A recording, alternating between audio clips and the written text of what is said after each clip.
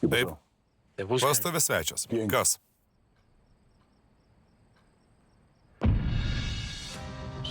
Aš, ponė. Galim pasikalbėti?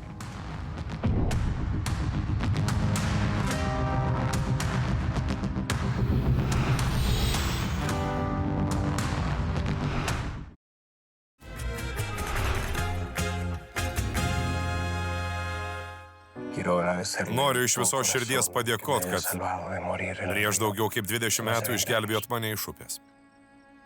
Jei ne jūs, nei aš, nei mano sesuo nebūtume išgyvenę.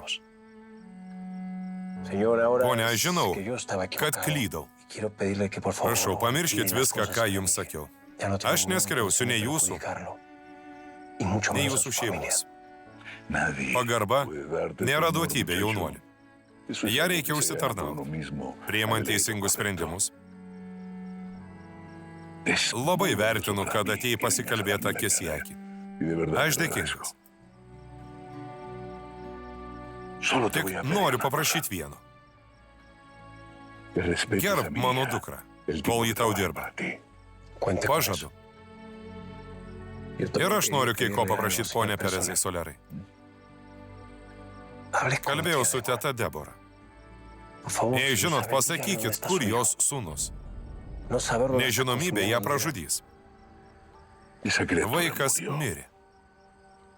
Arba tavo teta meluoja, arba išsikrausti iš proto.